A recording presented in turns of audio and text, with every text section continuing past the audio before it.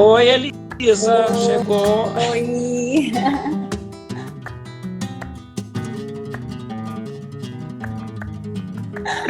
Ei, Tudo bom? Ricardo, tudo bem? Olha, já de antemão agradeço a você ter disponibilizado um horário para a gente aqui. E assim, eu sou sempre, me sinto sorteado com as pessoas que eu queria entrevistar, então eu já estou ganhando. Que bom, eu fico feliz demais, viu? E agradeço muito também a vocês, da Penha, a Débora, que fez o primeiro contato comigo, pelo carinho comigo. Mesmo estando aqui agora meio longe, no norte de Minas. Gente, imagina, a gente tem que agradecer a males que vem para bem. A pandemia fez a gente se aproximar pela internet, mas acabou a distância entre nós, né? Exato. Então vamos lá, tá com o seu copinho d'água aí do lado, sua colinha. Ó, aqui Ó, em Montes Claros o calorão beleza. também é grande. Então vamos lá.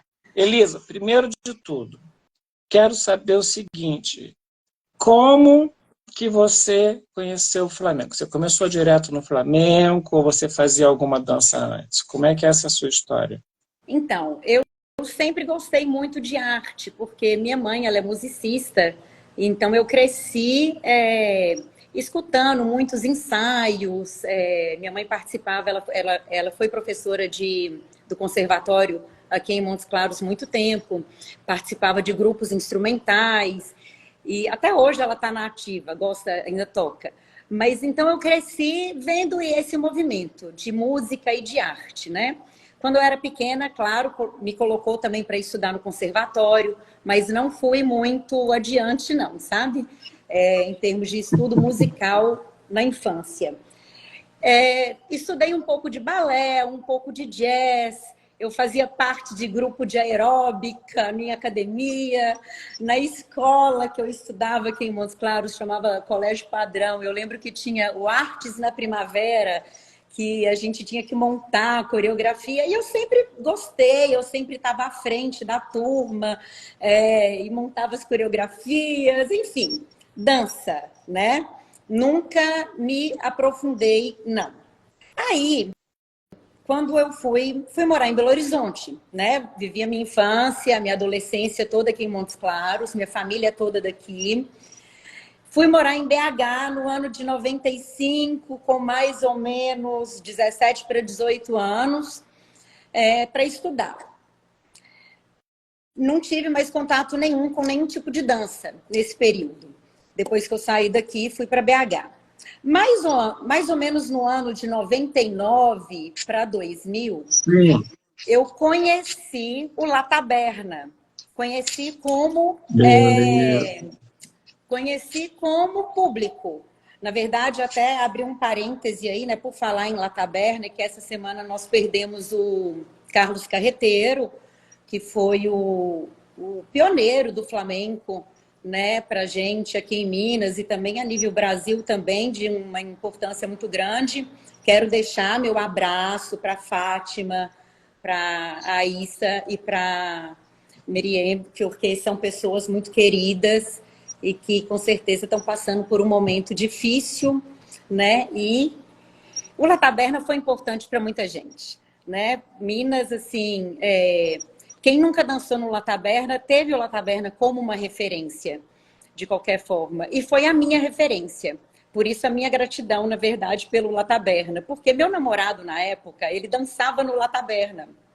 Então eu comecei a ir assistir espetáculos. Eu ia todo final de semana, ia assistia coisas muito bacanas. Lá era um espaço muito intimista, tinha culinária, né, espanhola que o Carlos fazia, o Carlos Carreteiro fazia paella maravilhosa, né? Então eu vivenciava aquele clima, mas assim, só de fora, sabe?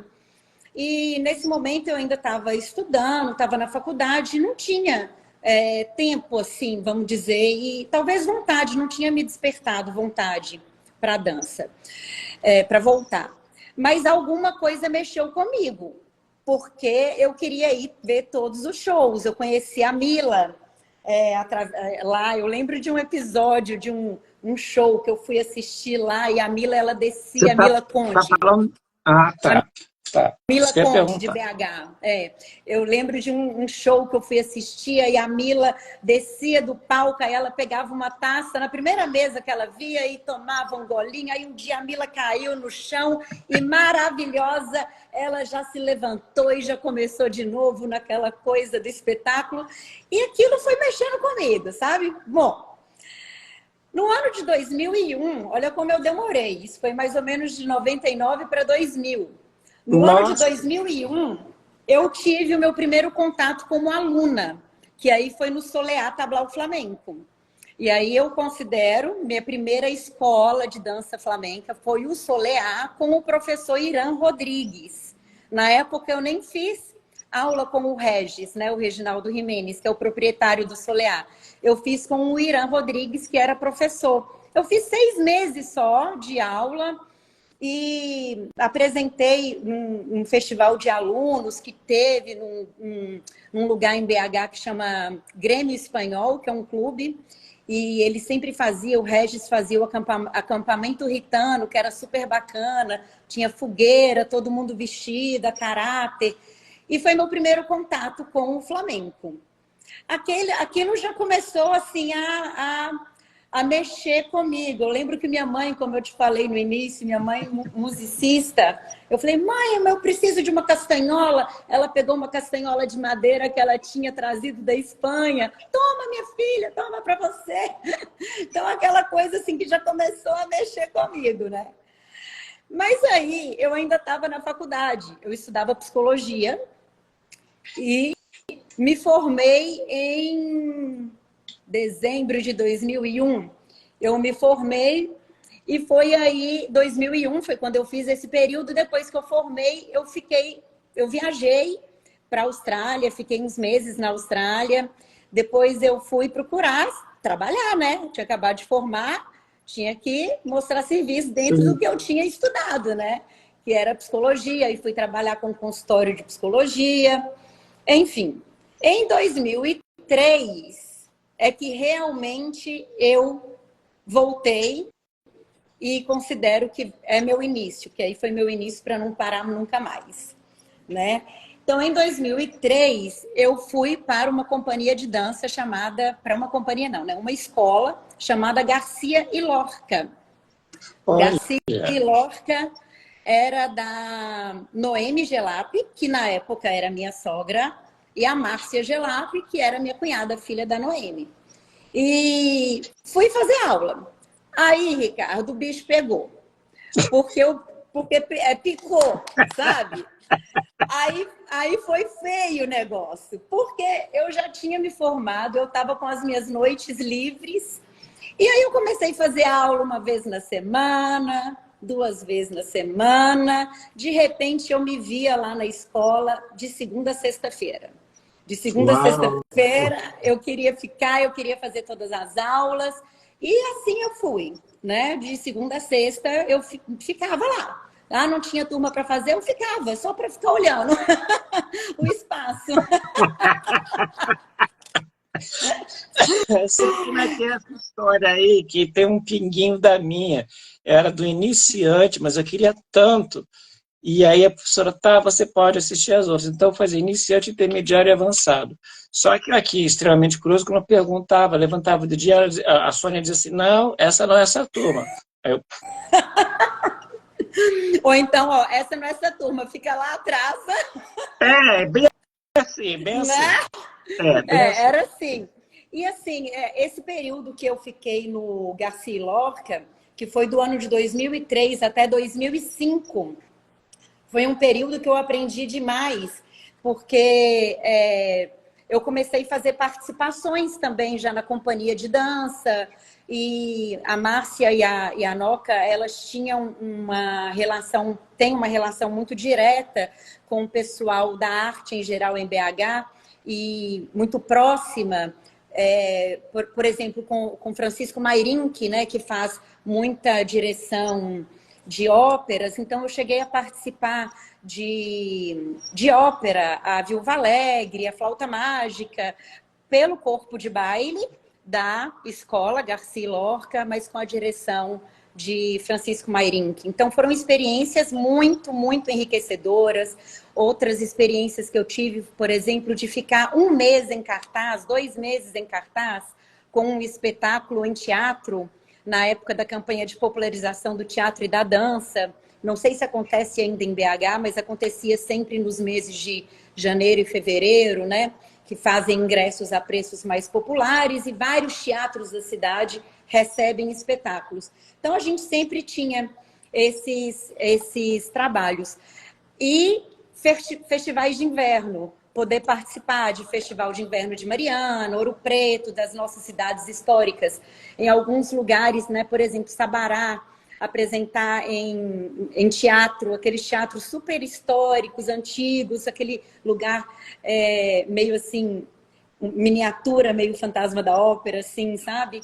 E, ao mesmo tempo, dançar numa praça grandiosa, tipo Ouro Preto, sabe? Então, foram experiências muito bacanas que eu vivi nesses anos de Garcia e Lorca. E foi onde eu tive o meu primeiro... A gente trabalhava com música mecânica, né, nessa época. E, nesse período, eu conheci o Micael Pancrácio. O Micael devia ter ali uns 17 anos, ele estava começando, assim, no flamenco, sabe? Estava começando a estudar a vida flamenca dele, assim. E ele ia, de vez em quando, lá na escola, e tocava uma sevilhana, um tangos, assim, mas a gente não dançava com música ao vivo, a gente dançava com os arranjos mecânicos que a gente ia costurando mesmo.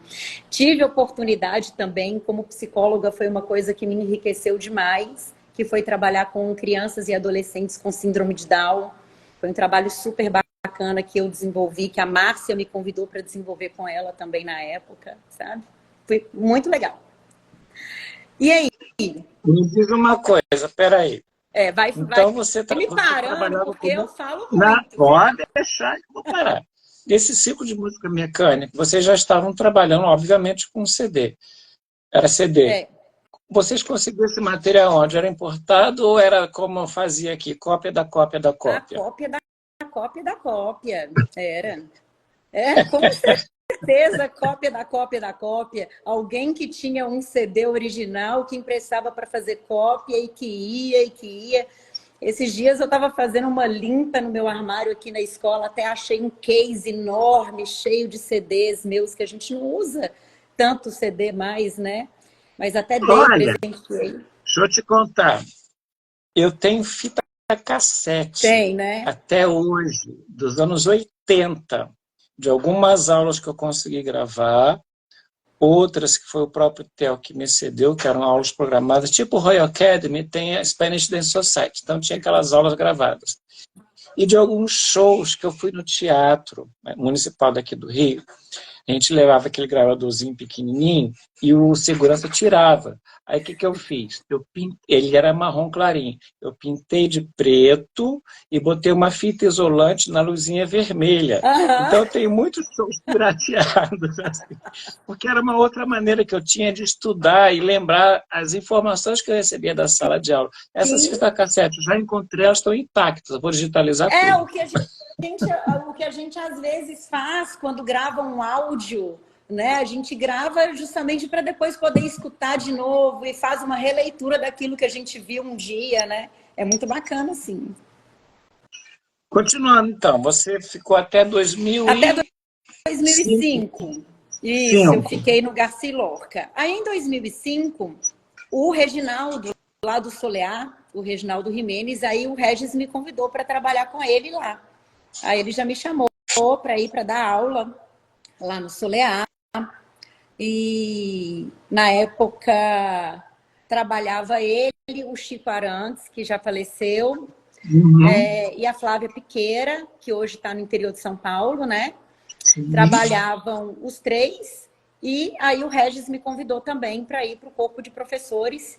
fui. Eu lembro que assim, no dia que ele me ligou, que a gente conversou, foi até um dia que eu fui assistir um show lá no espaço dele, não lembro de quem foi esse show esse dia, mas aí que a gente conversando, ele, não, me liga amanhã, vem cá, eu queria que você viesse para cá e tal. Falei, nossa, não acredito, sabe? Eu fiquei super emocionada quando eu recebi esse convite dele. É uma outra pessoa que eu tenho uma gratidão assim enorme, o Regis, que foram com ele, foi de 2005 a 2011 que eu fiquei no Solear. E também foi muita coisa, muita vivência, muita experiência bacana. Quando eu cheguei no Solear... pode falar. Vou voltar um pouquinho nessa sua memória temporal, quando você começou a fazer dança, 2003 até 2005. Aonde que vocês pegavam figurinos? Tinha alguém que fazia para vocês ou vocês já acessavam lá alguma lojinha, alguma confecção na época? Não. Tem uma pessoa em BH que era a Valma. A Valma que fazia os nossos figurinos. Tanto na época do Garcia Lorca, depois da época do Solear, era uma pessoa que ela fazia os nossos figurinos, aquelas saias bem rodadas, bem pesadas, né? E voltando um pouquinho também, na época lá do Garcia Lorca ainda, eu fazia a todas as turmas, as aulas com a Márcia, né? Que era minha professora lá, mas foi quando eu também comecei fui pela primeira vez no Festival de São José, se não me engano, eu fui na 4ª edição do Festival de São José, foi a primeira vez que eu fui. E conheci a Thali, então mais ou menos lá pelo ano de 2004, por aí, 2003, 2004, eu já comecei a fazer os workshops com pessoas de fora que iam para BH para ministrar workshops. Então eu lembro que nesses primeiros anos eu tive o primeiro contato com a Thalita Sanches, com o Miguel Alonso e com o Fabinho Rodrigues. Foram esses primeiros contatos que eu tive. E com relação... E a princípio não tinha músico ainda. Só o Micael que estava começando. Vamos lá. 2005, 2011 já. Não pula tudo assim depressa, não. Eu quero mais detalhes desse. Vamos para 2005, então, né? Você estava lá conversando para participar do corpo docente de uma nova escola. Isso. Paramos aí. Isso. Aí comecei, a princípio, com umas turmas mais iniciantes. O Reginaldo, ele dava as turmas mais de intermediário e avançado. E a mesma coisa. E enquanto isso, eu tinha meu consultório de psicologia também. Tá? Então, em paralelo, eu tinha meu consultório. Eu não vivia de dança ainda. Eu não vivia ainda de arte. Tá? Isso é importante. E aí... pegava uma turma, pegava outra turma, só que eu morava muito perto do Solear. Então, eu tinha uma disponibilidade, de acordo com meus horários também no consultório, surgiu demanda para a gente abrir uma turma um dia da semana lá, 9 da manhã. Pode? Posso. Então, eu tinha muita disponibilidade. Enquanto eu não estava no consultório, eu estava onde? No Solear, fazendo também todas as aulas. Então, o Chico estava dando aula, eu queria fazer as aulas do Chico, o Regis dava aula, eu queria fazer as aulas do Regis, com a Flávia, e aí, por aí foi.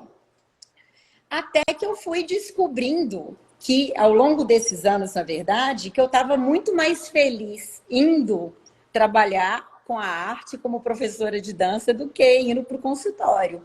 E aí, com o tempo, eu fui desativando, fui passando os meus clientes para outras pessoas para poder realmente trabalhar com o que eu descobri que era a minha paixão mesmo, que era a dança, né? Isso aí deve ter sido lá pela... De qualquer forma, o seu lado de psicóloga entra, porque você virou professora, né? A gente sabe que, bem ou mal, a gente acaba se forçando até um pouco o lado psicólogo, né? Eu falo que eu posso ter saído do consultório, né, de psicologia, mas não tem como sair não tem como deixar a psicologia não ser usada na sala de aula. O aluno, ele projeta no professor algo que ele não encontra no seu cotidiano. Então, ele acaba, inclusive, não é projetando só essa imagem, é a confiança, porque a gente, como professor, acaba virando um ícone, né? Então, em algum momento, ele vai lá e te cutuca e o lado está lá em estado latente, vem à tona, né? Não tem jeito, É, acaba atuando. e como professora, né, eu falo que assim, né, nossa missão além de disseminar a cultura flamenca, que é o que a gente pratica, eu acho que o principal é realmente elevar a autoestima das pessoas, sabe? Como professor, eu acho que é a nossa obrigação. É colocar as pessoas para cima, trabalhar as suas potencialidades, né? Respeitando o limite. Eu sempre trabalhei com criança, com adulto e com melhor idade.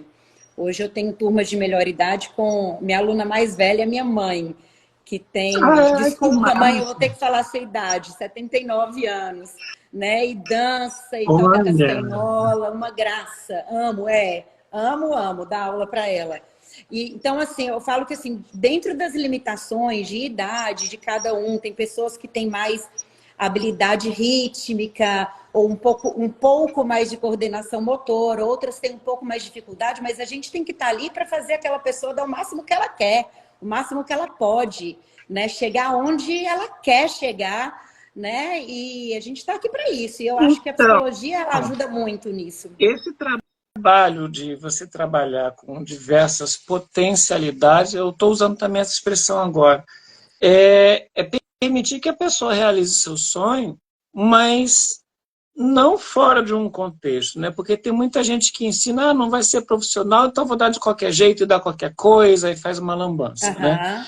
Acho que a gente já viu aí por vídeo, a gente tem acesso agora, né? Que tem muita gente colocando os vídeos antigos, estão remasterizando, digitalizando, botando na internet, que às vezes o simples é melhor.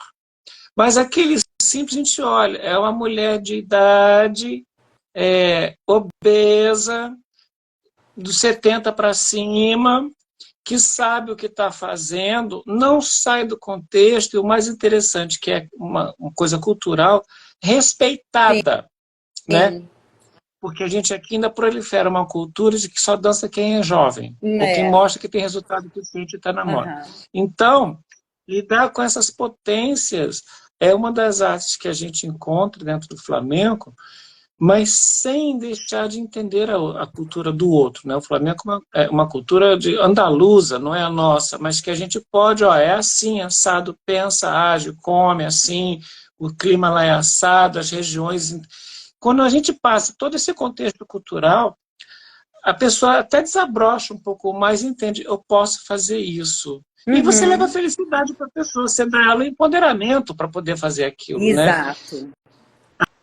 Acho que é o que a gente descobre dentro do Flamengo hoje em dia, que naquela época, ou na minha época, eles não sabiam como falar isso e como lidar com isso, né? Ricardo, e uma coisa que me chamou muita atenção no Flamengo nesse ano mais ou menos de 2003, que eu comecei ali com mais intensidade no Garcia e Lorca, é que eu fui procurando uma atividade para eu sair de casa à noite, uma atividade terapêutica, para distrair, para trabalhar um pouco o corpo, e eu descobri algo muito mais complexo e mais completo, porque eu descobri isso. Né? A gente aprende a se olhar no espelho, a se gostar, a gente aprende a se ver, se o braço é longo, use ele como ele é, se o braço é curto, use como ele é. E a gente vai descobrindo a gostar do que nós temos, fazendo algo que talvez não estava dentro do nosso propósito, sabe? E de repente você cai dentro de uma cultura que não é nossa, né? Não é uma cultura nossa, que a gente tem que estudar e entender como que ela acontece, até para a gente poder também sentir e transmitir. E o Flamengo me pegou assim de cheio justamente por descobrir isso, porque é algo muito mais completo, né? Não é simplesmente dançar. E eu acho que é isso que eu tento passar para as pessoas e para as minhas alunas, independente da idade, mas principalmente as minhas mulheres maduras, que é isso, a gente tem que se gostar, a gente tem que se amar, é autoestima, é empoderamento sim, né? E é muito bacana. Sou É apaixonada uma pela arte profissão. coletiva, ela é coletiva, mas de aprendizado individual, né? A gente sempre tentou. Eu falei um pouquinho lá no início, quando estava me referindo a você, que via assim, cada vez que eu te via, tinha um negócio diferente de você. Era uma busca que você tinha. Eu não te conhecia. A gente se esbarrava, falava, oi, tudo bem? Fazia a mesma aula, alguma coisa assim. Mas sempre observava alguns colegas ali. Você era uma das pessoas que todas as vezes que encontrava, ela está diferente de novo, ela fez alguma coisa diferente. Então, assim, essa busca para se entender, porque a gente vem com um conceito ainda, até hoje, de querer copiar alguém, né? De querer fazer igual aquela pessoa que eu admiro tanto. Só que o Flamengo ele tem, acho que uma das maiores expressões dele é a individualidade. Você pode sentir a mesma coisa, você pode viver a mesma emoção, né? Você pode bailar coletivamente, mas entendendo, aí vem o tal do empoderamento, né? O quanto o seu corpo pode, né? Que o seu corpo se enquadra em qualquer lugar, em qualquer palo do Flamengo. É só você se E entender. sem Então o Flamengo você se traz para a gente. desapropriar da sua identidade, né? Exato. Você não tem que se Sim, o Flamengo apropriar da traz. identidade do outro. O Flamengo bate ali na autoestima total. Olha, você pode, você não tem que ser igual a mim. Né? Isso. Não tem que ser igual a ninguém, na verdade. Né? Agora, é muito legal quando você vai para algum lugar e encontra alguém, assim, olha, primeira vez que eu vejo alguém com o braço tão comprido igual o meu, se a pessoa pode, eu também posso. Né? Olha, aquela ali tem tudo igual a mim, se ela pode, eu também posso. E aquela não tem bumbum. E então, né? Então a gente acaba encontrando em alguns artistas, né? Partes do nosso corpo. Eu digo que, nesse aspecto, nós somos Frankenstein. Sim, Porque a gente sim. tem a cabeça de um, com o braço do outro, com o corpo daquele, o sapateado de um, a gente é meio Frankenstein. Mas, na verdade, é perceber que se o outro tem algo diferente, mas e um pedacinho de mim está ali, então eu posso. É Qualquer isso aí. um pode. É Não isso é para aí. corpos comerciais, né? Não é para corpos acadêmicos, é para qualquer um. Você quer, vai, descobre até aonde você pode ir. Isso. Não é dizer, você não tem jeito porque você não tem ritmo. Eu digo sempre assim, gente, se eu conseguir, qualquer um consegue, porque não tinha ninguém mais ostra do que eu. Diz para a esquerda, estava para o outro lado. Né? Sem noção nenhuma de olhar para o espelho e entender que aquele outro lado lá era eu, que ele estava lá. Nada. Se eu conseguir, qualquer um consegue. É Qualquer um isso consegue. mesmo. Eu falo com as minhas alunas, chega uma turma nova, iniciante, eu não tenho muito jeito, eu falo assim, você quer? Se você quiser, então deixa que o resto eu faço. Vamos embora, vem comigo. Basta querer. Se quiser, vem comigo que a gente vai dar um jeito. Perfeito, Ai, meu perfeito. Deus. Bom, mas aí, estamos aí agora na época do Solear, né? Então, no Isso. Solear, quando eu comecei no Solear, com o Regis, logo no início, o Fernando de Marília trabalhava com Sim. o Regis, bem no inicinho. Mas depois a gente acabou, o Regis acabou optando em ficar mesmo com a música mecânica ali. Não era fácil. Não era fácil a gente ter música ao vivo, né? Era muito complicado. Então a gente acabou ainda no Solear ficando muito tempo com som mecânico também. Nessa época do Solear eu fiz aula, eu tinha muito workshop, aí eu lembro que a Débora até foi, a gente fez um show lá com a Débora, foi muito bacana. Yara Castro também foi bem nesse início do Solear. E foi pela primeira vez que eu fui para Espanha também, nesse período. Fui para Espanha, numa Bienal de Sevilha, fiquei apaixonada, Você se lembra alucinada. do ano? Você lembra o ano? 2008. Tá. 2008. Fui na Bienal. Eu lembro que eu fiz o workshop com o Juan Povilho, com Pilar Ortega, Adela Campalho. E desde que eu comecei nesse período aí também, todos os anos eu queria ir para São José, né? Então São José virou meu caminho da roça de todos os anos e não largava mais, né? Como aluna, não lembro qual foi o primeiro ano que eu fui para São José já como professora, Não me lembro. Falei que eu acho que para eu lembrar tudo que eu queria falar com você hoje, eu tinha que ter tido mais uma semana para eu me estudar. Muito detalhe, né? Mas, então, eu fazia questão de sempre ir para São José também. A primeira vez que eu fui na Espanha foi com o Regis, que já conhecia Sevilha, assim como a palma da mão dele. Então, foi muito bacana, me apresentou lugares muito legais, me levou em lugares que turista, que não é para turista, aqueles lugares mais, assim, de raiz, né? Então, foi um período, foi uma viagem muito bacana também. Isso a gente está mais ou menos em 2008. 2008, isso. 2008 também a gente deve ter se encontrado no Festival de Vitória. Festival de Vitória, a gente deve ter se encontrado. Débora também deu workshop nesse ano. A Iara, e foi o ano que Paul Vaqueiro também foi para esse Festival de Vitória. Não, não foi Vitória. Não, a gente se encontrou em 2009 no Rio. O Vaqueiro veio para o Rio de Janeiro. Não, mas antes ele foi em Vitória também. Não, ele veio para o Rio de Janeiro. Foi aqui no Rio de Janeiro que a gente se encontrou. Não, você sabe onde que a gente se encontrou? Naquela uma semana de Imaculada Ortega, no Rio de Janeiro. Em 2009. 2009. Não foi? Tá. Aquele projeto Conexão Espanha. 2008. Sim, é o projeto Alma Flamenca, da Tiz e do Alan. Conexão Espanha era dos dois. Isso. Aí a gente teve workshop de bata de cola, né? Foi esse ano que a gente se encontrou mesmo. Foi. 2008, 2009. Por aí. Eu não lembro a ordem dos dois, mas eu fiz o Paul e a Imaculada. Não sei quem veio primeiro, mas foi assim. A partir daí, foi direto. O ano que o Paul foi no Conexão Espanha da Tisa e do Alan, eu não fui. Eu fui só no ano que foi a IMA. Pois é, mas foi assim. Eu não sei qual dos dois, em qual ano que foi. Mas eu acho que 2008 foi a Imaculada. Não, 2008 foi o Paul, aqui. Eu sei que 2009 foi Imaculada. Pequenininho. 2009 foi Imaculada, é isso. Então, 2008 primeiro com o Paul. Deve ter sido nessa vinda dele. Não me faz pensar muito, não. Agora a história é sua. Vinda dele, do Paul Vaqueiro, para o Rio, que deve ter coincidido também com o Festival de Vitória. Deve ser, porque eu fiz aula com ele no Festival de Vitória. Não me faz pensar muito nas minhas datas, não, que tá zero aqui. A data é sua agora, tá? Vamos lá. Bom, 2008 ainda estava no Solear, 2010 também ainda no Solear, sempre festival de São José, e aí teve vários profissionais.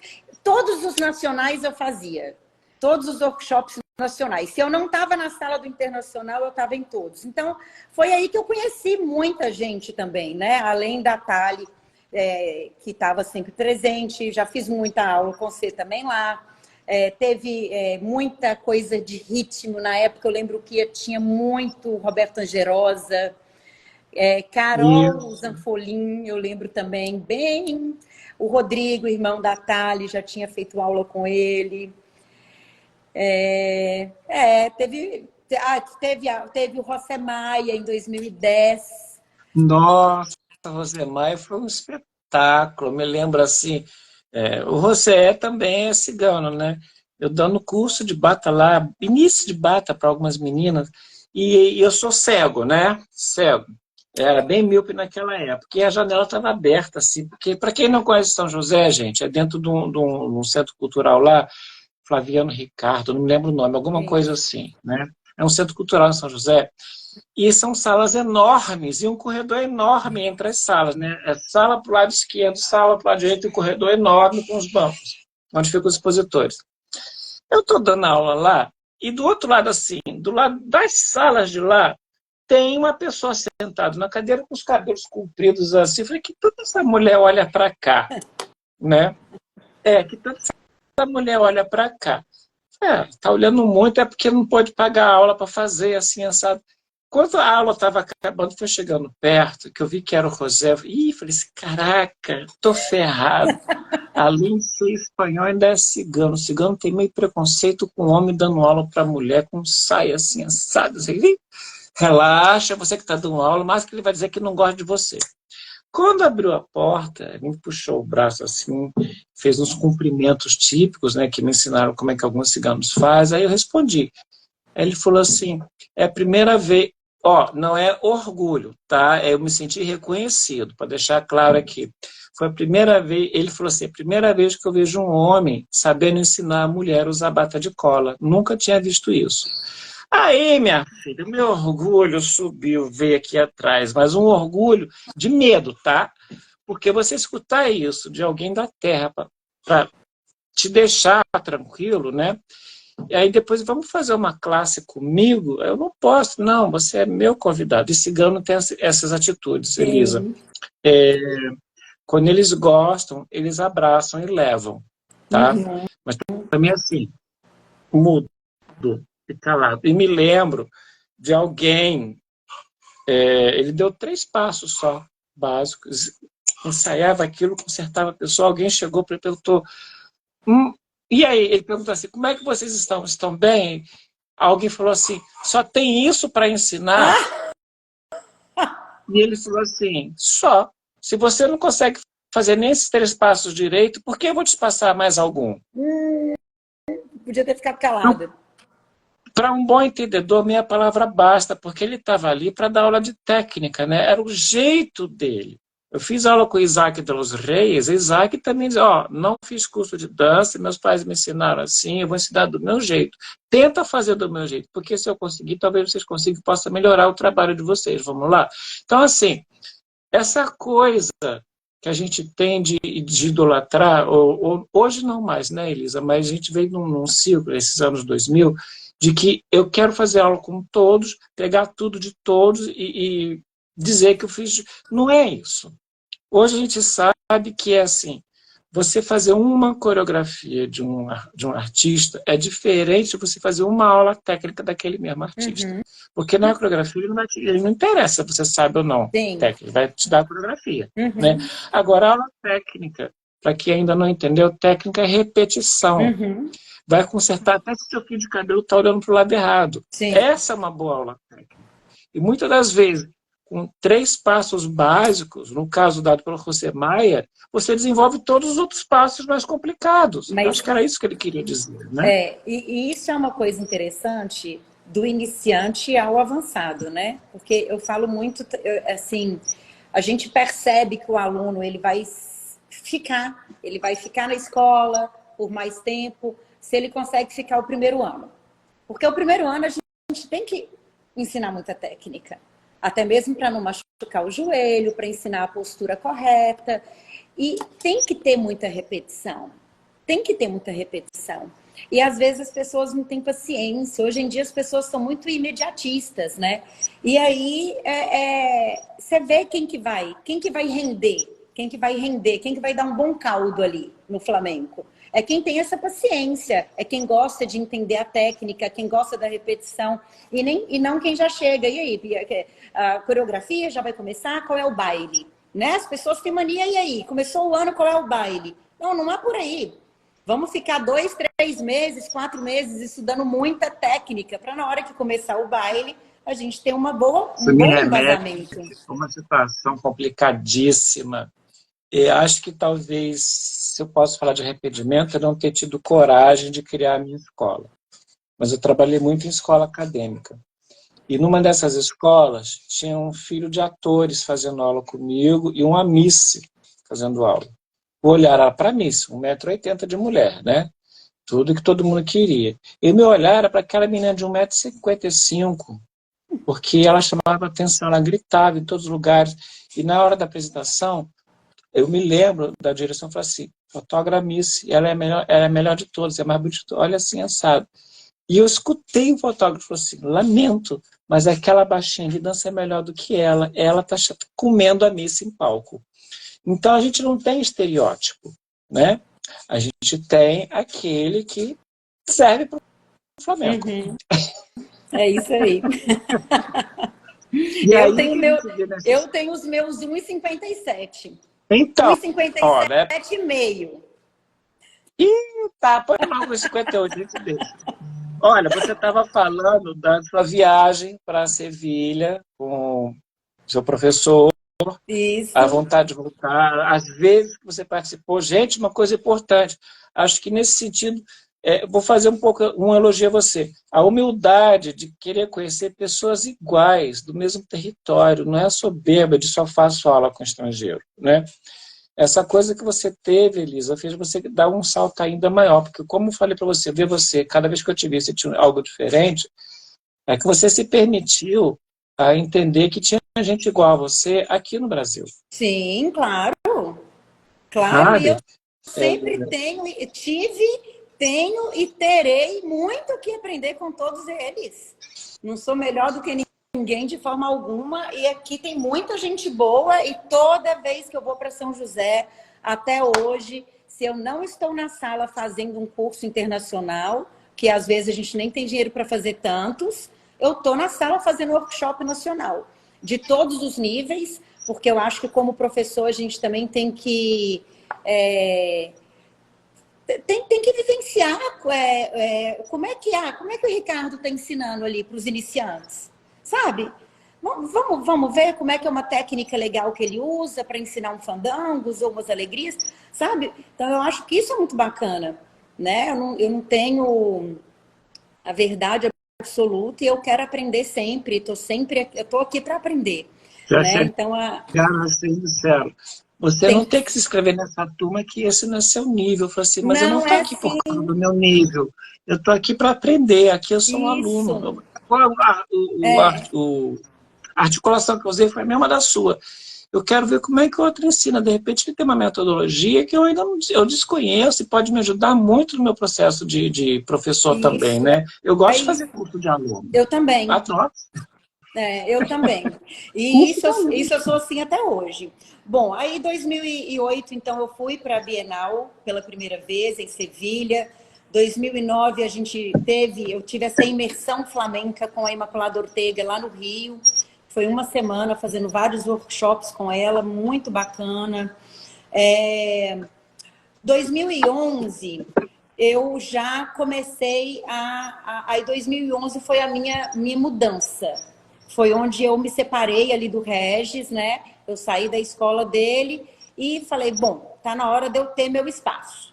Tá na hora de eu ter, eu queria mais do que eu tinha ali, sabe? Eu queria mesmo ter uma escola e poder administrar essa escola, até pela questão assim da música ao vivo, que era algo que me fazia muito, estava me fazendo muita falta, eu tinha mais sede, e foi aí que eu abri o meu pátio espanhol em BH, que foi o meu primeiro espaço, que era na Avenida do Contorno, e foi muito bacana, foi uma experiência assim muito louca, mas porque era muita coisa, eu de repente abri uma escola, uma casa de shows e restaurante de culinária espanhola, né? Tudo de uma vez. Comigo foi a Ana Pires, que já estava no Solear também. Ela começou no Solear como minha aluna, depois ela também já tá, no finalzinho ali da gente no Solear, o Regi já estava dando também uma turma ali para ela, outra turma, ela já estava dando umas aulas. Chamei a Ana, a gente tinha uma ótima relação, até mesmo porque a gente tinha descoberto que a gente era primas e tudo. E eu falei, Ana, tô indo, vou abrir minha escola. Ela, vamos embora, e fomos juntas. E ela foi meu braço direito por muito tempo ali, esse tempo todo que eu fiquei em BH, graças a Deus. Com isso, eu fui começando a fazer montagens também de espetáculos e já pensando como que seria essa coisa da música ao vivo, porque eu vim do Solear, mas eu ainda não tinha música ao vivo comigo, né?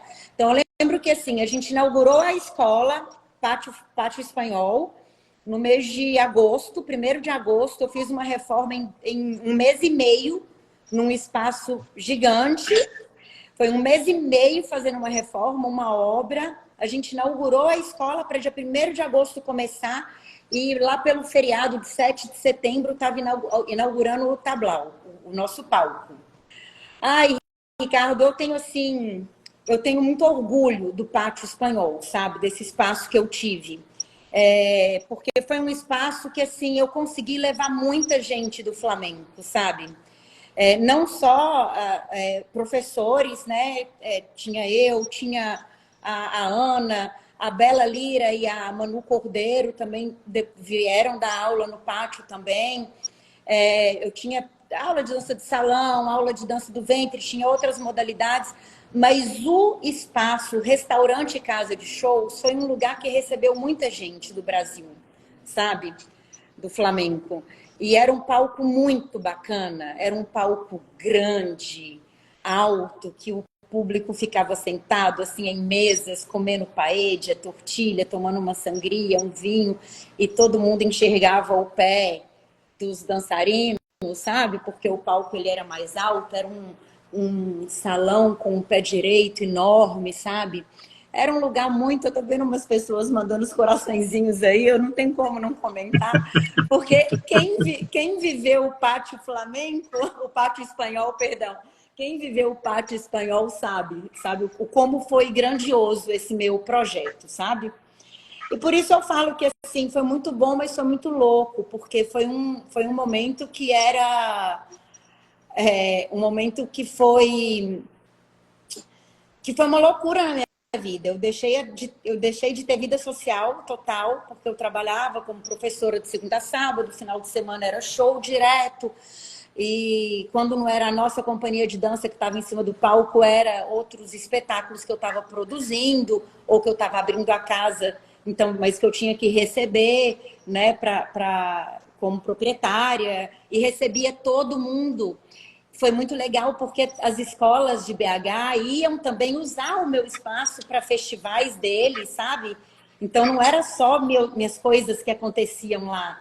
Eu lembro o Tirititran, da Manu Angel, fazia espetáculo lá, teve coisa da Tamires, Ladeira, teve coisa de muita gente. Tali já foi, foi muita gente. Mas deixa eu contar só um episódio. Inauguramos, então, o pátio dia 1º de agosto. Mais ou menos lá pelo dia 7, 8 de setembro, foi a inauguração do restaurante. Era ainda com som mecânico. Nosso primeiro show da nossa companhia era com som mecânico. De repente, liga todos os freezer, fritadeira na cozinha. O que acontece? Caiu a luz. Caiu uma parte da luz. Qual foi a parte da luz que caiu? No final do primeiro ato, eu lembro que era um tientos, estava terminando por tangos. Não vou lembrar qual era a música, mas eu tenho muita mania, apesar de eu falo que eu sou uma ótima professora de dança e não cantora. mas quando a gente trabalha com música, a gente acaba tendo que cantar, a gente cantarola os passos, tico-tá, tico-tá-tá, o que for. E a gente ensina, eu ensino muito cantando, né? E eu lembro que a gente estava no finalzinho ali do Tangos do Tientos, acaba a luz, né? E eu continuei cantando, sabe? Porque a luz do público, que era uma penumbrazinha, não caiu. Caiu foi só o som. E deu um apagão no palco. Então parecia que fazia parte do show, né? Então foi assim, foi um espetáculo à parte, a gente superar, no dia da inauguração, 100 pessoas na casa, né? A gente superar esse problema e foi bacana demais. Então foi um sinal de que, tipo, ia dar tudo certo. Olha, Tava só começando. Lá nos anos 80, final dos anos 80, eu comecei a dar aula, fazer show no Country Club de Niterói. A caixa de som queimou, porque eu consegui uma gravação do Zorongo, era meu solo, do Zorongo, a guitarra, e um aluno meu cantava. Então, o som acabou, do violão, a caixa de som, o retorno, ele olhou para mim e fez assim. Ele cantou no tempo certinho e eu consegui solar. E as pessoas acharam que aquilo era um truque, né? Foi assim. Ah, mas é Um, assim, eu falo que a gente tem que ter muito óleo de peroba para poder lustrar a nossa pele, sabe? Porque tem que ser muito cara de pau para a gente sair realmente dessas situações, o né? artista, todo artista, independente do seu segmento, ele tem criatividade. Quando brota a criatividade, a inspiração vem do nada. A única coisa que eu fiz foi olhar assim, porque inclusive eu estava usando um castanhos, eu olhei assim de lado, ele estava do meu lado esquerdo, ele fez assim, eu continuei, não parei, né?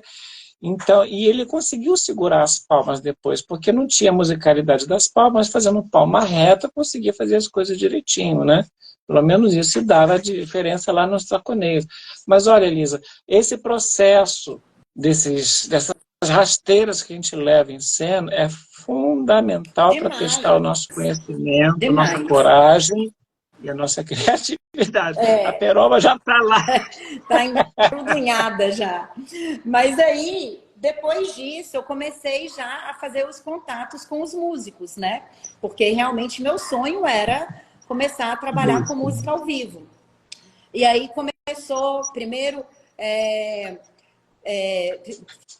passaram, né, pelo pátio, assim, os músicos que eu trabalhei durante esse período. O Nilo, o Davi Caldeira, que na época estava morando em BH, depois foi para São Paulo, agora está em BH de novo, né?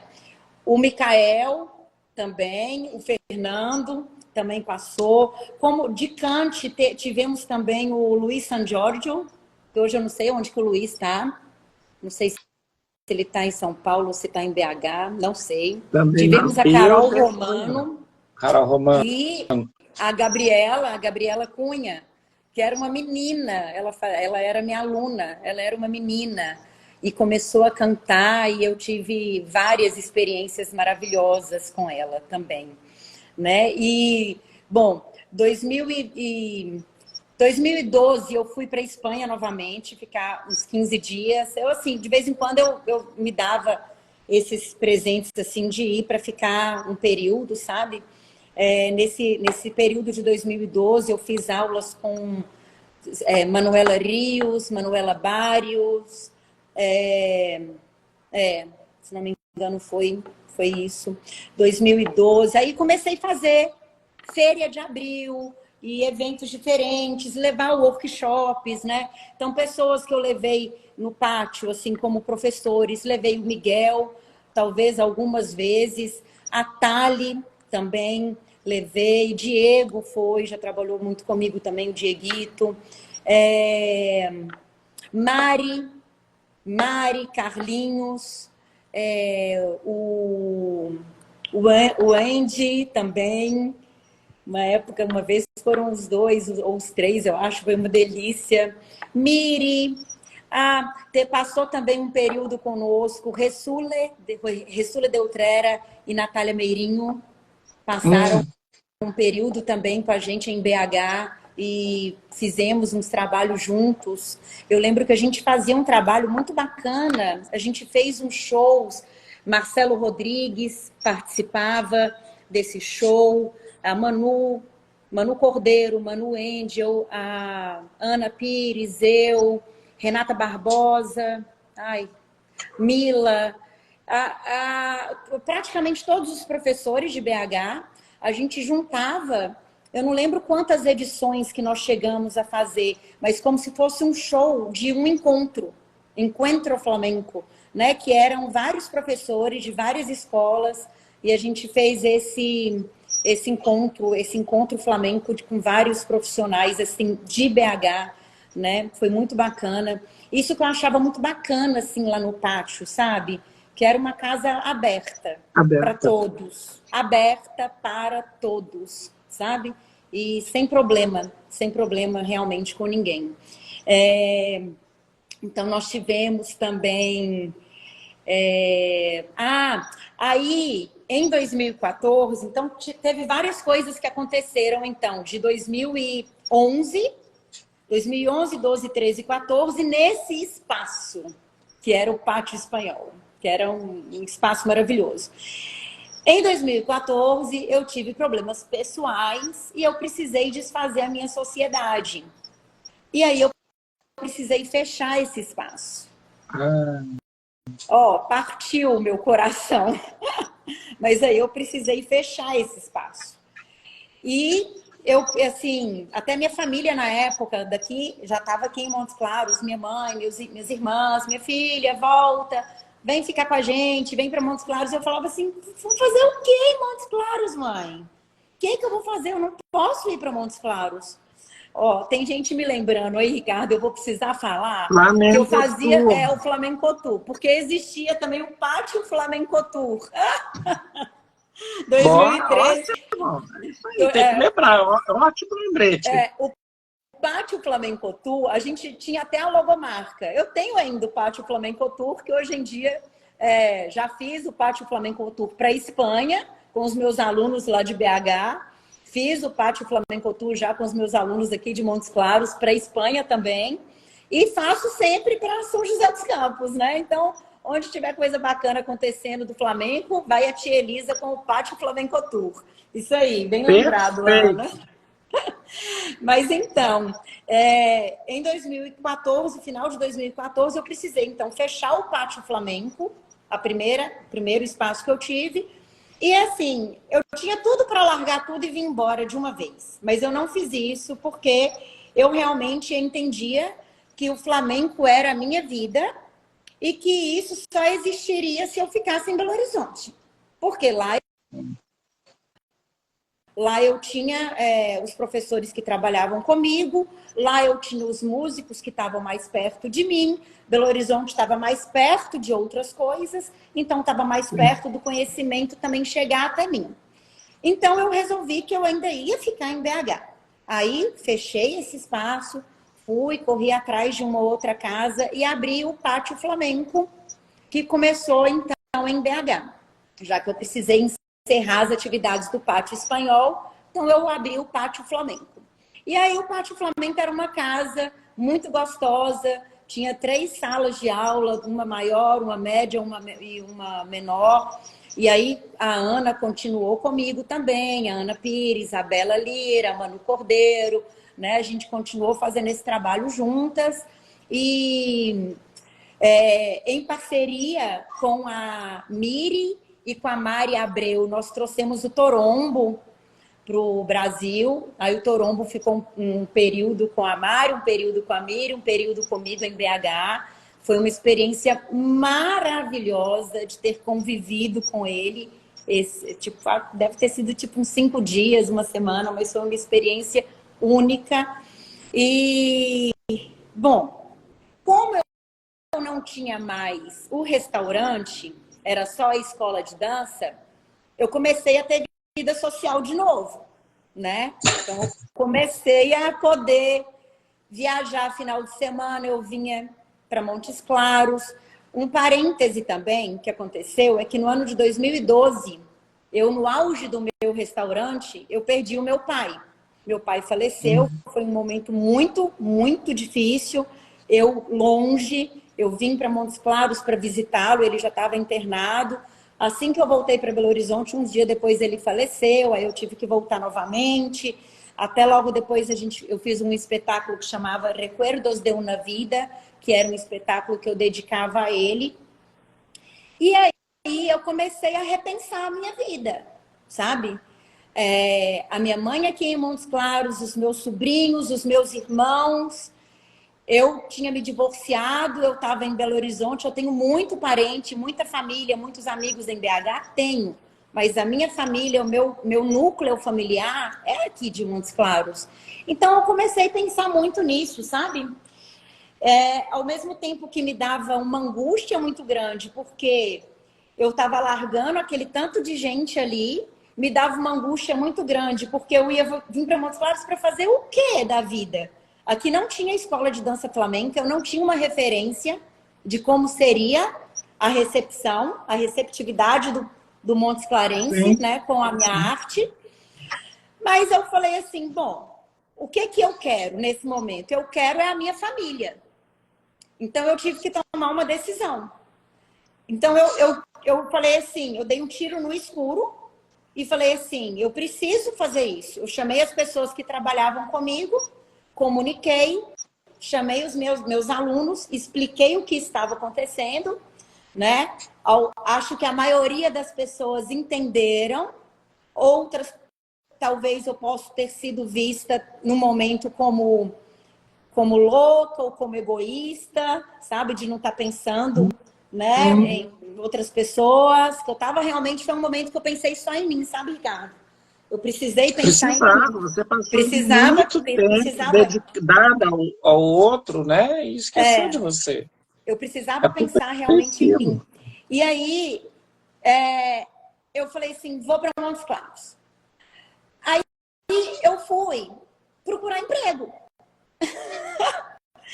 Faz sentido, né? Eu ia viver de quê? Né? Tinha que procurar emprego. Aí eu comecei a estudar para fazer um curso para ser corretora de imóveis. Olha que loucura. Porque eu não sabia se eu ia continuar sendo flamenca mais na vida, sabe? Então, assim, a minha necessidade de estar perto da minha família era tão grande que eu não tinha ideia o que ia acontecer com a minha profissão, que era o que eu tinha escolhido para minha vida. E aí, eu fui estudar para ser corretora. Ao mesmo tempo, eu procurei donas de 2 escolas de dança aqui de Montes Claros, que são minhas amigas. Uma é a Jaqueline Pereira, que tem uma escola mais antiga de balé da cidade, e ela abriu as portas para eu poder abrir uma turma lá na escola dela, no horário que ela tivesse vazio, eu podia usar a escola dela. E a outra, a Luna Escola do Corpo. Ela chama Luna e a escola dela chama Luna também. A Luna também, uma pessoa maravilhosa, que abriu a escola dela para mim. Falou, Elisa, vamos sim, vamos caminhar juntas. Aí eu comecei a divulgar, fiz uma arte divulgando que eu ia ser professora de dança nessas 2 escolas, né? Comecei a divulgar. Aí parei para pensar, sabe? E assim, minhas alunas têm um pouco de medo quando eu paro para pensar. E a tia Elisa tá pensando, ai meu Deus. Essa é a psicóloga, que pensa é a psicóloga. Isso. Aí eu parei para pensar e falei assim, por que não abrir um pátio lá? Por que não pedir?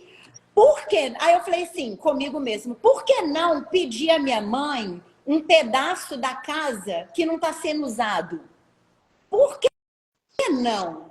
Se não der certo, eu tentei, né? E aí, comecei a divulgar. Aí eu comecei a divulgar 3 escolas de dança que eu ia dar aula. A Luna, Escola do Corpo, Escola da Jaqueline Pereira e o Pátio Flamenco, que é aqui onde eu estou hoje. Todo mundo começou a fazer inscrição para aula experimental aqui, ó, no Pátio Flamenco. No pátio. Acabou que eu peguei uma turma na Luna, peguei uma turma na Jaqueline, porque teve Ibope, porque eram regiões diferentes. Mas aqui, de cara, a gente já abriu assim com, sei lá, era 7 turmas, sabe? 7 turmas de iniciante. Eu abri na época, né, em 2015 para 2016, eu abri um evento no Facebook, lembra que tinha evento no Facebook, na época que ainda dava certo? Eu abri um evento no Facebook, deram mais de 100 inscrições, sabe, para aula experimental. E eu era a única professora da escola, né? Então, aí começou o pátio. Então, hoje eu estou aqui no Pátio Flamenco de Montes Claros, né? E sou muito grata a essas 2 pessoas que abriram a casa também para mim, as escolas delas. Tenho alunas aqui na minha escola que começaram em 2016, estão aqui até hoje comigo. Claro que tem a rotatividade também de pessoas que entram, pessoas que faz parte. Mas, assim, me chamou muita atenção como as pessoas daqui estavam precisando também de algo novo na vida delas, né? E eu vim com essa ideia do flamenco ser para todas as idades, para não ter um estereótipo, é para magrinha, é para gordinha, é para homem, é para mulher. Não tem, né? Não tem discriminação, não tem nada disso. E assim estamos, graças a Deus. Sabe? Aqui no pátio já comecei desde o primeiro ano com música ao vivo. Não, eu falei, bom, agora eu não posso dar um passo atrás. Eu estou indo para Montes Claros. Montes Claros fica a quase 500 quilômetros de BH, no norte de Minas. Nossa! Eu estou indo para É Montes como, Claros. é como do Rio para São Paulo. É como de 5, BH para o 6 horas de Rio viagem. também. Né? De carro, é 430 quilômetros mais ou menos. De carro dá mais ou menos 5 horas e pouquinho, de ônibus 7 horas. Mas a estrada é boa, tá, gente? Tem avião, pode vir. A cidade é ótima. E é mesmo, amo Montes Claros. Hoje eu não me vejo mais fora daqui, novamente. Estou totalmente reinserida a viver aqui no interior. É uma vida mais tranquila. A vida social consegue? Consigo! Claro! Casei de novo, tive 2 filhos. A vida social é ótima. Não me permito mais dar aula aos sábados também.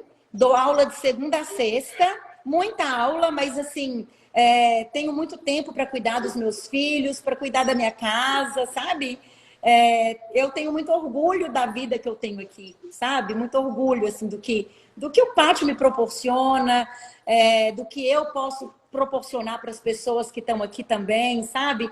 Acho que o trabalho que eu estou fazendo aqui é um trabalho muito sério, não é um trabalho que deixa a desejar. Não, seu trabalho nunca foi menos do que sério. Sempre Não, onde nunca você estudou, foi, e pelo que você mesmo conta. né, ter vindo para Montes Claros, que no início me dava um pouco de medo essa situação Porque de não tem realmente de estar referência. longe. Olha, Ricardo, meu primeiro festival, em 2016, eu fiz o meu primeiro festival com os meus alunos. Participaram 70 alunos do meu festival. E o festival foi inteiro com música ao vivo. Só que os meus alunos, eles tiveram o primeiro contato com a música ao vivo em agosto. As aulas começaram em fevereiro. Eu criei todas as coreografias em cima de estrutura de baile, de tudo, cantarolando uma falseta, cantando uma letra, e no tico-tatico de uma escobilha, explicando toda a estrutura de baile que eu aprendi com meu grande amigo, com o Anderson, né, com o Andy, que eu tenho as pecinhas de bloquinhos de Lego que eu montei aprendi com ele, que você vai colocando lá falseta, escobilha, você vai ensinando de forma lúdica para os alunos, né, uma estrutura de baile. Então, meus alunos, eles foram ter o primeiro contato com a música ao vivo em agosto. Foi agosto, depois outubro, vieram de novo os músicos, que quem trabalhou comigo esse primeiro ano foi o Mica, e o Fernando vieram nos ensaios. E no dia do show, o Fernando já tinha me avisado que não poderia. Então, no dia do show, foi o Mica e o Ozir. E aí aconteceu uma coisa... O Ozir Padilha. Aconteceu uma coisa muito massa nesse primeiro show, porque eu adoro os errados que dão certo, né? No primeiro show com o Ozir, eu lembro que eu estava bailando uma farruca. E assim, a parte da letra que eu mais amava, que era aquele final, né, do Baila-me Malena. E aí o Ozir não entra para cantar para mim. Eu olho pro Ozir, eu tiro meu palitozinho assim, né? E aí o Micael olhando para mim, e aí? A gente, tipo assim, eu toco ou não toco, né? Aí eu cantei. Aí eu cantei pro Ozir, aí o Ozir vem e completa e canta comigo, sabe? Então, essas coisas que acontecem no flamenco, sabe? Isso não tem preço. Isso aí é... Não, porque na hora, a gente já sabe que esses instantes são mágicos. Por quê? Se você ensaiasse com eles o ano inteiro, a gente lembra que música ao vivo, eles são humanos. Exatamente. A gente não sabe o que se passaram lá fora. E quando entram, pode acontecer uma falha, né? Então, como é que a gente faz nessa hora? Quando existe a sintonia, acontece essa mágica, porque a gente sabe hoje que a construção coreográfica, quando é feito com músico, tem uma outra amarração do que é feito com música mecânica. Isso é um parênteses que eu sempre falo para os alunos. Gente, olha só, música mecânica normalmente não foi feita para bailar. A gente se adapta à música mecânica. Sim.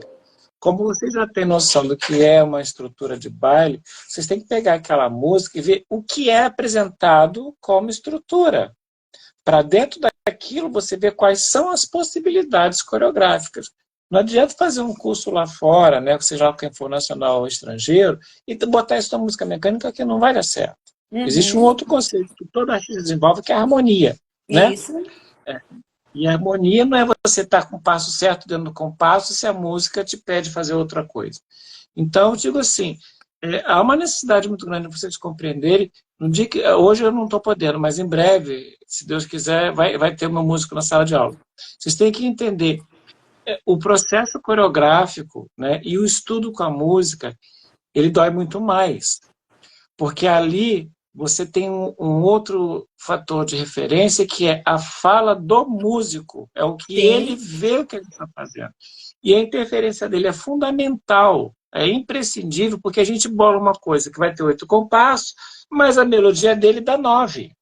Como é que a gente faz isso? Eu vou mandar ele cortar um compasso? Não é assim. Então, o processo coreográfico, quando você faz junto, ele vai criar a melodia para o seu trabalho. E é muito... O cantor vem junto, não é exatamente assim? E é muito bacana quando a gente tem que ter essa abertura e esse respeito um pelo outro, né? O profissional da dança com o profissional da música, para que isso se resolva da melhor forma. Então, assim, é muito bacana isso, porque assim, eu estou trabalhando sem a música, mas eu trabalho com música.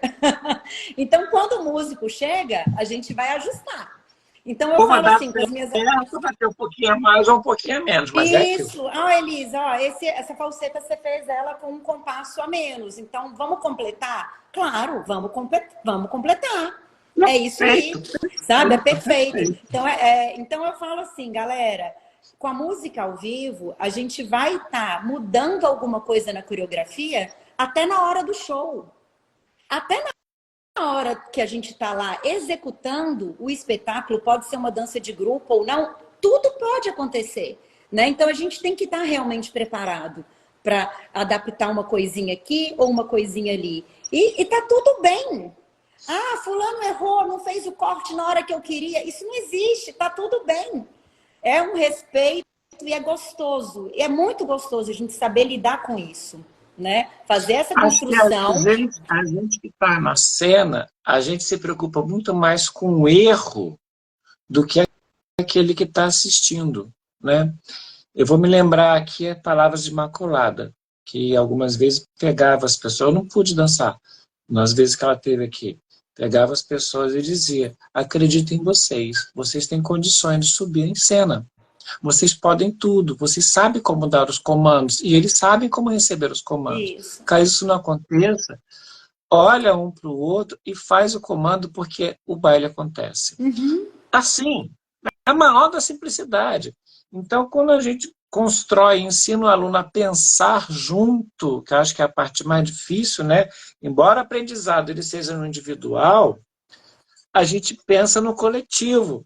Porque eu vou bailar, mas eu não vou tocar guitarra, eu não vou cantar ao mesmo tempo. Entender os sinais, né? O famoso triângulo, né? A base prática do baile é o cante, a guitarra e o baile. Eu costumo dizer para o meu grupinho de estudo o seguinte: gente, o baile é a última coisa que acontece. Nós somos a expressão viva daquilo que está lá atrás. Então, a gente tem que respeitar o que está lá atrás. Sim. Eles, por conseguinte, entendendo que a gente precisa de uma coisa um pouco mais firme, eles vão modificar algumas coisas na forma de tocar e cantar para que a gente possa bailar. Sim. Então, é um casamento. Você nunca vai poder dizer assim, corta aqui, coloca ali. Não é assim que funciona. Os três pensam juntos. Isso. Não dá. Você pode fazer isso com música mecânica. Você vai lá, edita lá no programa, e fica põe mais um compasso. refém da música. Fica refém da música. Toda vez que escutar, você vai fazer aquilo. E eu tenho hábito. Gente, você lembra aquela música? Ah, já sei a coreografia. Não, eu vou montar outra coreografia em cima, para tirar o vício. Eu ainda faço isso. Enfim, Elisa, eu penso que é por esse caminho. Eu quero saber de você, você tem ciclos muito bem definidos no seu processo de construção. Quando você vai... sim. Todo histórico anterior, acho que hoje você tem condições de entender isso, é apenas um aprendizado, né? Assim, o seu substrato, as suas raízes, para você voltar a Montes Sim. Claros. E entender que você agora é uma referência. A referência que você não tinha, na verdade, você tem. Agora você é a referência. Né? Só que você precisava de passar uma história, seja ela qual fosse, para você poder voltar. Muitas vezes a gente não entende, né, esse nosso processo pessoal. É depois que passa um tempo, você olha, puxa, eu fiz isso, fiz isso, fiz isso. As pessoas que ficaram lá não te esqueceram. Que quando você... Gente, olha que lugar lindo. A Elisa está mostrando para a gente. Aproveita para ver. Estou pegando o carregador, adorando, mas aqui é lindo. Estou adorando. A Elisa... as pessoas que a Elisa deixou lá em BH, na verdade, tem referência, porque agora elas sabem procurar outros professores, sabe a quem recorrer. Né? Tem assim, eu gosto de um professor que tem uma metodologia que sabe ensinar e reconhecer minha capacidade na sala de aula e no palco. Então, você deixou base para eles ali, sem dúvida nenhuma. Tá? Sim. E assim, agora eu faço o seu nome, convite do povo de BH. Ah lá, é 500 quilômetros, dá para passar o final de semana. Quebra, Elisa, ela não vai trabalhar final de semana. Não, ela vai fazer um workshop especial no sábado, domingo, para que venha de BH, ex-aluno. Vai lá, combina que dá certo. Olha, e já aconteceu, Ricardo, que aqui em Montes Claros eu faço a Feira de Abril, que é um evento que eu faço aqui sempre em abril, né? Já teve alunas que vieram, a Ana Cristina, a aluna que está aí no grupo, outras já vieram. Já veio alunas minhas para assistir meu festival, ex-alunas da IGBH, para vir assistir festival, né? Então, assim, aqui eu tenho feito sempre Feira de Abril, que já trouxe Miri também, Miguel já veio na feira, Jonas, Tali, músicos também, sempre tem vindo. O Fernando tem sido um super parceiro meu durante todos esses anos. Agora, há pouco tempo, eu voltei a trabalhar também com o Mikael, que pôde vir fazer um trabalho comigo aqui. Tenho feito os espetáculos, né, sempre de final de ano, tablau o meu também com a companhia de dança, sabe? Nos últimos 3 anos, mais ou menos, quer dizer, teve um intervalo da pandemia, mas levei espetáculos nossos também para BH, para um teatro, para um projeto da Assembleia Legislativa de BH. Então, assim, a gente tem feito bastante coisa legal aqui, né? Espetáculos diferentes, com fusões. Fiz um espetáculo homenageando a cidade de Montes Claros, que chamava Flamenco em Los Montes. Depois eu fiz um espetáculo nosso último, que foi o Sertão Flamenco, que foi um espetáculo muito bacana, que fazia uma fusão de música flamenca com um pouco da nossa música sertaneja. E assim, com duplo sentido, né? Sertão. Exatamente. Sertão, inclusive, era ser com S e T maiúsculo. Sertão. Isso mesmo. Eu vi, tá? Eu tava de olho, tá? Eu acompanho os colegas. Alguns, não todos, porque não dá, gente. Vem cá, a gente consegue dar um salto para a pandemia? Sim. Bora para a pandemia. Como é que você fez na pandemia? Já que você saiu da capital, foi para o interior, o que você fez nesse ciclo? O que acontece? No final de 2019, eu me tornei mãe por adoção. Meu sonho de Flamengo, meu sonho de profissional estava mais do que realizado, então agora faltava o meu sonho pessoal, que era a maternidade. Então, em 2019, eu tentei de todas as formas ser mãe, de formas naturais, e descobri que não ia ser possível. E eu adotei 2 crianças, meus 2 filhos, que é a Ana e o Dudu. Então, eles chegaram, coraçãozinho mesmo. Beijo para os 2. Eles chegaram no final de 2019. Em março de 2020, eles foram batizados. E logo na segunda-feira, na terça-feira, depois do batismo deles, veio o lockdown. E aí, a gente ficou preso dentro de casa. Então, de repente, eu virei mãe, veio a pandemia e eu estava tendo uma imersão de maternidade. E aquilo foi bem louco, né? Então, assim, a maternidade, ela chegou bem junto da pandemia para mim. Então, eu não consegui me estruturar muito bem durante a pandemia. Fiquei até meio zureta mesmo, né? Tentei dar aula virtual. Agora, você vai dar aula dentro de casa com duas crianças correndo. Duas cachorras, duas crianças correndo. Aí você falava com eles assim. Eles chegaram, a Ana tinha 4 anos e Dudu 6, né? Quando eles nasceram do meu coração. Eu falava assim, filhos, olha, a mamãe vai entrar pro escritório para dar aula. Não interrompe a mamãe. Aí daqui a pouco batia na porta, né? Então era realmente complicado. Mas eu tentei fazer da melhor forma possível. Eu tentei ficar um tempo virtual, a gente conseguiu desenvolver um pouco. No final de 2020, eu fiz um espetáculo virtual que eu convidei só a minha família, porque, na verdade, quando eu falo só a minha família, é porque dançam comigo aqui na minha escola. Eu já te falei da minha mãe, né? Mas também a minha irmã, Juliana, a minha irmã, Ana, as minhas sobrinhas, Lulu, Luísa e Elisa. E o João, que era meu sobrinho, também dançava na época. Então, no final de 2020, eu fiz um espetáculo, o espetáculo era La Família Pires, que foi aqui mesmo, com música ao vivo. A gente contratei uma equipe de filmagem para poder fazer e fazer a transmissão. Aquelas coisas que todo mundo estava fazendo. Até mesmo para ter alguma contribuição voluntária, porque não estava recebendo dinheiro, né? A gente não estava... Estava difícil.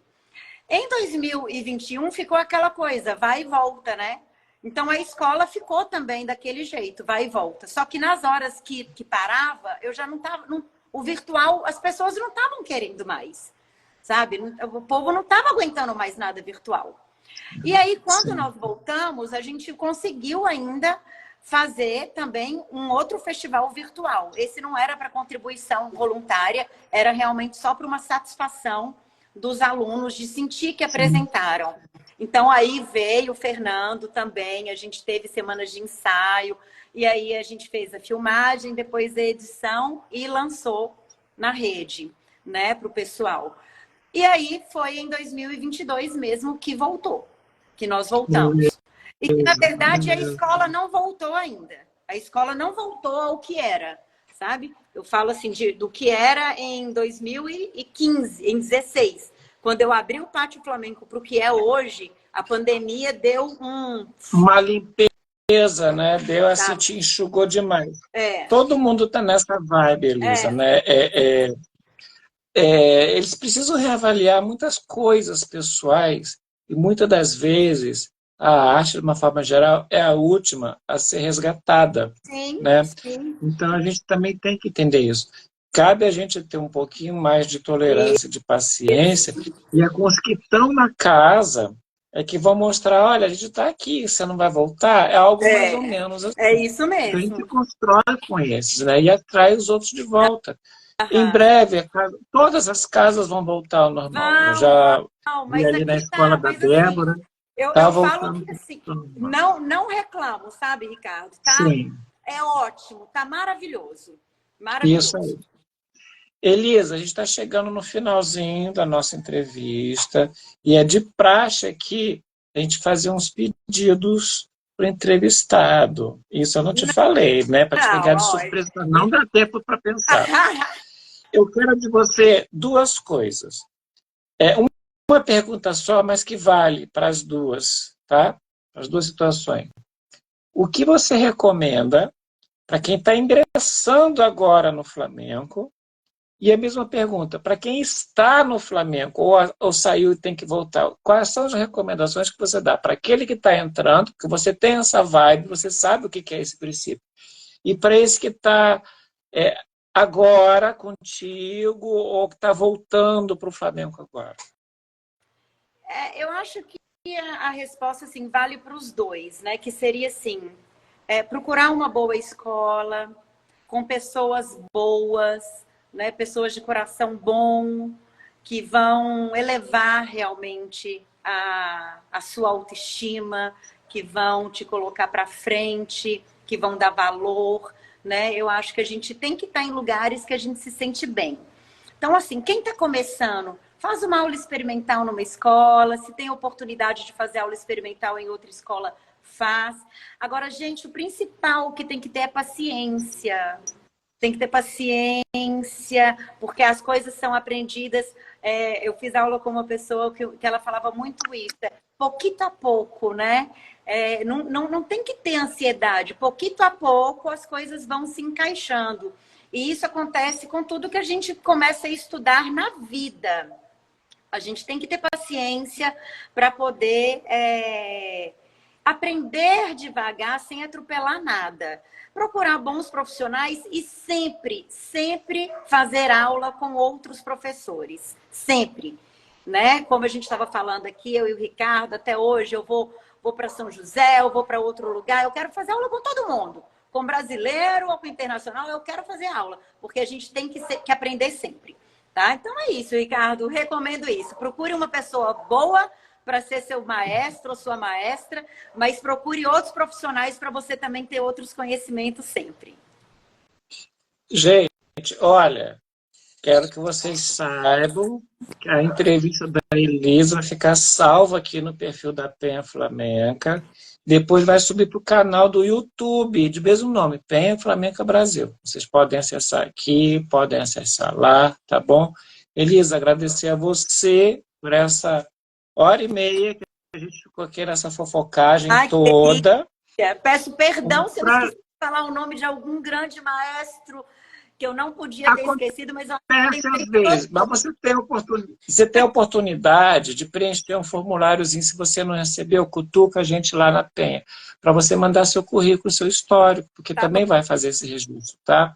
Então, assim, agradecer muito esse papo.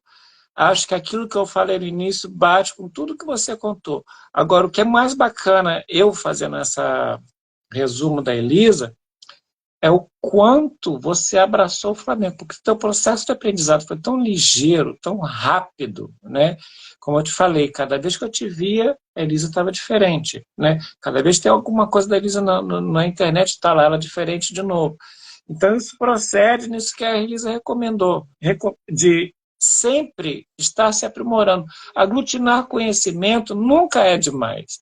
O que você pode fazer com tanto conhecimento, que nem sempre é tanto, né, Elisa? A gente estuda e não acaba conhecimento. É tirar o que é melhor para você. Né? Que eu acho que é isso que você tem feito, de descobrir N possibilidades e ver quais que te cabe melhor. Né? E assim, isso delineia o seu trabalho, te dá a sua digital. Né? Tá? E só pegando esse você até me fez lembrar também, agora, esse ano de 2023, eu estou trazendo a Manu Angel, de BH, ela está vindo uma vez por mês para Montes Claros passar um final de semana conosco, para dar aula para as minhas alunas também. E é óbvio que eu também estou fazendo aula com ela. Claro que eu não vou perder, né, Ricardo? Que é não, isso. É a gente procurar sempre estar crescendo e fazendo curso. Quando a gente cria a empatia, acho que é a parte que você deixou implícita, né? Procurar outros profissionais, a gente cria empatia. Você olha, eu gostei disso, vai lá e faz a aula. Isso não quer dizer que o outro seja ruim, apenas não houve empatia. Cada um tem a sua forma de linguagem, né? Cada um tem a sua maneira de expressar. Então, eu não gosto da Elisa, mas o outro gosta e vai e faz a aula. Mas a Elisa gosta de mim, então ela faz aula comigo e não gosta do outro. Então, assim, a empatia pelo processo é algo que também nos ajuda muito a selecionar o profissional, né? Tem muitas pessoas que têm esse dom natural, dar aula. Acho que você deixou uma coisa tão clara, que é o mais importante para mim, é mexer na autoestima. Tá? Elisa, um beijo. Obrigada, temos contato um do outro para a gente focar por fora também. Obrigada a todos pela presença aí também. Beijo. Tchau, Beijo. tchau. Até logo.